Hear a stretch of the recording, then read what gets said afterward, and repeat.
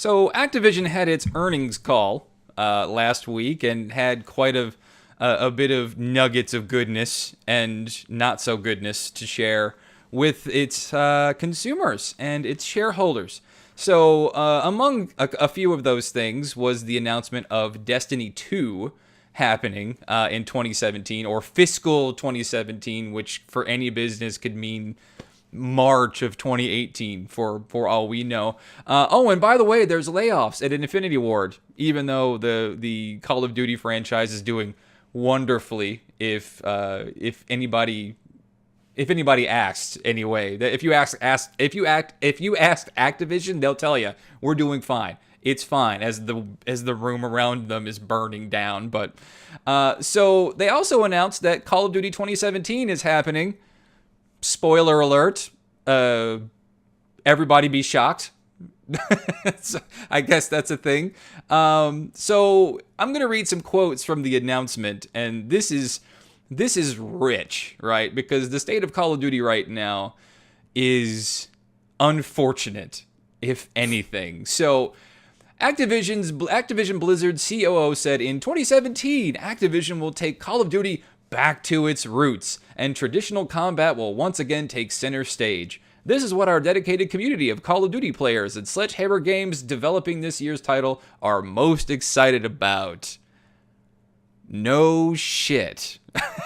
They act like nobody said this to them before Infinite Warfare, right? They were already complaining about it with Advanced Warfare, and then came Black Ops 3, which, to be fair, both of those games were okay, playable, if anything. But the problem with Call of Duty now is that it doesn't want to commit to itself. And during Call of Duty XP that happened last year, when they revealed the multiplayer and stuff for Infinite Warfare, there was one phrase they kept saying, right? It was something like new school Call of Duty or futuristic Call of Duty, old school fight, right? And they kept saying it. And that one sentence tells me that don't be mad at us, Call of Duty fans, when we try to change your franchise just a little bit. And I think that's an issue. So now when we get to Infinite War, and I'm going to get to the no shit aspect of this too now, because when we look at Infinite Warfare's reception originally, when the reveal trailer came out, it was disliked to hell and back. As a matter of fact, I looked at it just a little bit ago, and it has about 37 million views. And take of that what you will. I have no idea how it got that many. But 90% of the people that engaged with the like or dislike, it was 90% disliked. 90%. The needle was full left. Okay, so there's a few reasons why. Of course, Call of Duty has a hate bandwagon. All right, we can understand this. It's fun to hate Call of Duty. We get that. Second, that has to be one of the most amateurly cut trailers I have ever seen in my entire life. And just after David Bowie dying, one of the worst cuts of that particular song that the trailer had that I've ever heard. Okay. And then, what am I looking at here, right? Okay, it's space, it's not space. Okay, there's space combat, cool. Sure. But you look back at Call of Duty Black Ops 3. People were already complaining about the movement mechanics and things like that. It almost felt like it wasn't needed, to be honest. Or, if you're going to have movement mechanics, why have maps that are the size of an apartment? So, I'm not sure that helped. So, when this trailer came out, here's the quotes, and here is the Sean Spicer of Activision spinning the negativity for Infinite Warfare. Check this out. First of all, you gotta love the passion of gamers. This is an industry like no other, and a fan base like no other. We love our fans. We love that our fans treat this franchise like their own and have such strong points of view about it. There just aren't many entertainment franchises on Earth that can generate this kind of passion that Call of Duty can, and that's a good thing. Oh, Eric. if by passion they mean the most vile hate I've ever seen in my life for a game. Jesus, man. Like, Oh, you have to think that he's just sitting back. Why does everybody hate me so? And I have to be the positive center post of this franchise, and everything is fine. Room's burning, but everything's fine. I'm good. Everything's fine. So on the earnings call, now here's his quote about where 2017's Call of Duty is going. That's being developed by Sledgehammer Games. Now, just quick aside, Advanced Warfare was fantastic, at least on the single player front. I mean, the Kevin Spacey performance, the story in general wasn't quite maybe as scaled as something like maybe Call of Duty 4 or Modern Warfare 2, but it was engaging. And it had a front, middle, and end that I could get behind. Great set pieces, things like that. It worked well. Multiplayer, okay. It's passable to me. As a matter of fact, I think playing something like Ghosts or playing something like Black Ops 3 or Infinite Warfare, I think made Advanced Warfare's multiplayer good in hindsight, right? Or just sort of retroactively good. Like, if you didn't like the game before, you probably like it now, because maybe it had some tangibility to it being better. But Eric Hirshberg comes back and says, Call of Duty Infinite Warfare's space setting, finger quotes, didn't resonate. No shit. Activision exec Eric Hirshberg admitted to investors that this evening that during just finished financial call, he said the result, it wasn't the success we planned. No shit. You don't say. So now it's Sledgehammer's turn again for another Call of Duty, and there's been some subtle hints on their Twitter that we might be going back in time to like Vietnam or World War II, which after Battlefield 1, I'd say anything goes for me, right? Battlefield 1, fantastic. But did it really have to take this long? And did we really have to see a decline of the franchise that everybody loves to hate for this long? I think the decline of the franchise was more so due to them trying to replicate the same thing over. Similar to Madden. Like, I've played Madden a long time ago, maybe like two versions of the game. But each game is the same thing. It's like, all right, now we added in this new you pick what kind of pom-poms your cheerleaders have. Oh my God, I can't get $60 out fast enough. No, it's the same. It's been the same thing. And contrary to you, I actually liked Black Ops 3. I felt that it ran very smoothly. Infinite Warfare was good. I just felt like it felt as if it was Titanfall if every character had brittle bone syndrome. That it was super stiff, and it was just ridiculous. You would die in a flash. The weapons were mediocre to me. The kill streaks were good. But the single player was fantastic. Like you said, Kevin Spacey, you can't go wrong with, Overall, though, I do feel that Black Ops 3 was a better game. It just flowed better. It felt like the combat from Titanfall without the Titans. And I feel personally that Titanfall 2 is one of the best shooters out right now. I love Battlefield 1, but Titanfall 2 is spectacular. It doesn't get enough attention because, unfortunately, it got released the same time by the same company as Battlefield 1, which is easily going to overshadow it because it has more brand recognition. I agree. And if you look at Titanfall 2, as a matter of fact, and people are going to hate me for this, but you look at Titanfall 2, and really, that should have been the natural progression for where Call of Duty went. Like, if you were just going to try to evolve the franchise, if you're going to try to take it with the move mechanics and all that stuff, Titanfall did it right? Sure, it actually was a natural progression because all the people from Infinity Ward went to Respawn. That's exactly why I say that. The next game. That should have been where it went. But then they wanted to keep the tight gunplay and the gun-on-gun, but it's almost like they wanted to copy them, but they were just like, we could do this all by ourselves. And then Titanfall takes the cake again, which, Titanfall is another story for me because I'm very angry about Titanfall and the way EA treated that franchise still is treating that franchise. Because when you bookend a perfect game like Titanfall in the middle of two juggernaut shooters, Titanfall just sort of fell to the ether. Like it underperformed.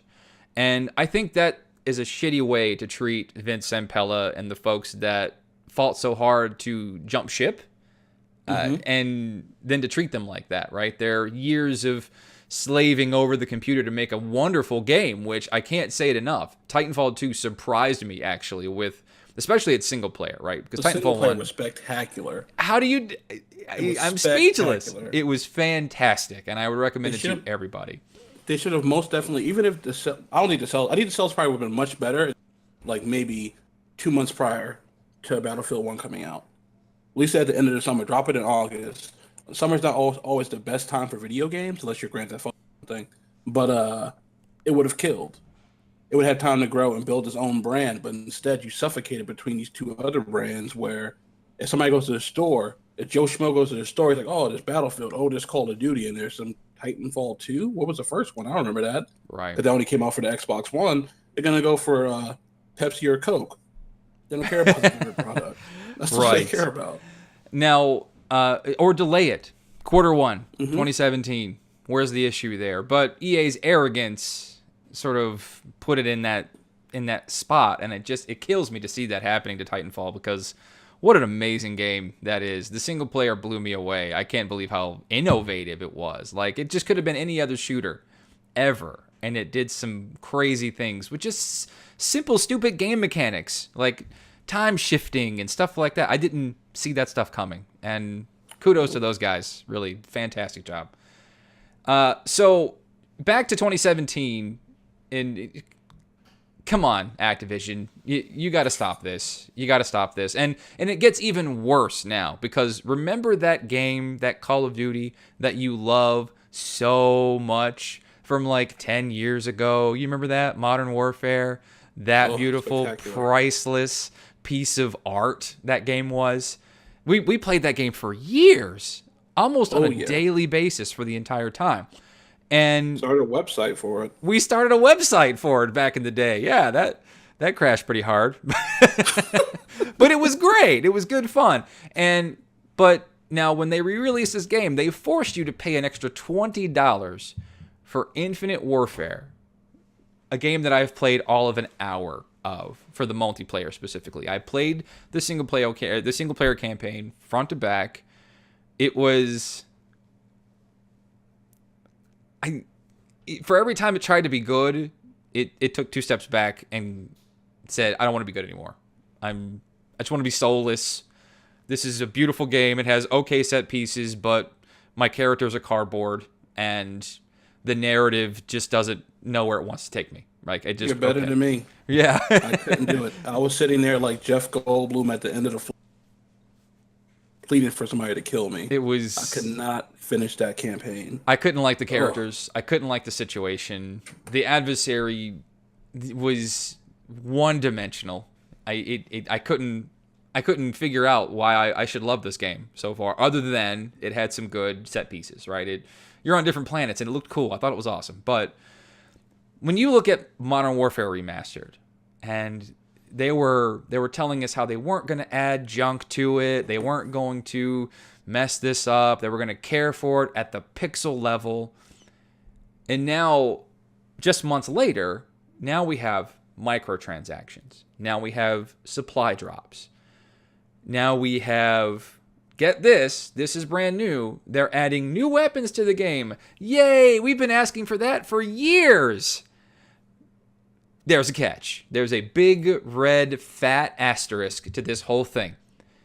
That they're in the supply drops. That's the only way that you can get them. Not a season pass holder, not a separate DLC, not a, hey, thanks for paying an extra $20 for our shitty game so you can have this.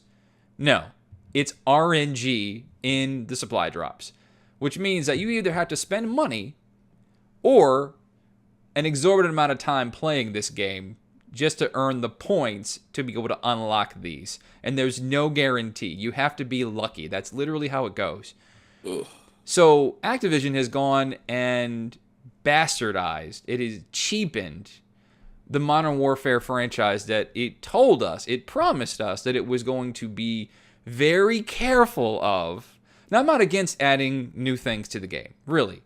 The weapon skins, the female characters, the new voices, the new HUD. Okay, fine. I can get on board with that. That's part of the refresh effort. But why would they go out of their way to destroy the game, cheapen the game with stuff that people don't already really like anyway? Now, I'll say this. There are games that do microtransactions right. There are games that have done this sort of supply drop thing right. If you look at Halo 5, for instance, Halo 5 was brilliant at it. As a matter of fact, the supply drops in Halo 5 feel like kind of a meta game in a way. Mm-hmm. Rainbow Six Siege is another one that has done it, I would say, almost flawlessly, right? And it sort of doesn't fight itself to separate the haves and the have-nots. It doesn't beg too much for your money. And if you do give it money, it gives you the things that you want, the things that you need for the most part, especially what everybody else has. You get the maps for free. You get the characters as part of the season pass, or you can spend those characters in Rainbow Six. You can spend points on earning them without spending a dime, right? So there's a middle ground there, and they're not breaking up the community per se, especially for free maps. But the fact that you're doing this and then demanding that people spent another $20 for a crappy version of Call of Duty that almost nobody wanted this year, 2016, now you're going back and doing things that you said you weren't going to do. So, and yeah, sorry. No, go for it. When you think about it, it's not really Call of Duty Modern Warfare anymore because they're adding in new weapons, which change the entire dynamic of the game. The game that you played was played a certain way. There was the G3, the MP5, and the M16, which basically reigned supreme in that game. And you learn how to play around them. You learn how to play certain ways based on the weapons in the game. And now they're basically making this Modern Warfare 0.1, you know, where they're just pushing new stuff in there, change the entire way the game works. There's no 0.1. It's something completely different now, in my mind. Because I personally don't mind the microtransactions so much as long as they don't mess with the game balance. And once you add in new weapons that you had to basically pay to get or sit there and grind for hours to get like one crate, it's not worth it. Gotcha. It's definitely not worth it because it's going to destroy the whole community. We'll see. And of course, it's just like us, Call of Duty players, because we're Call of Duty players. We are. It's just like us to be crapping on the franchise after 4 months, 5 months ago, 6 months ago, going, okay, I'm interested. I'm kind of happy about this. Let's do it. We're in the Call of Duty cycle now, right? There's that circular cycle that says hyped, angry, hate the game, excited for the next game, wash, rinse, repeat. And in that cycle somewhere, Activision is always doing something completely stupid. But we buy the game still. Like it's just I don't get it. They're good at what they do, for sure. They're good at hyping you up for a Call of Duty, but they keep I picture Activision is in the middle of a field and they're surrounded by rakes.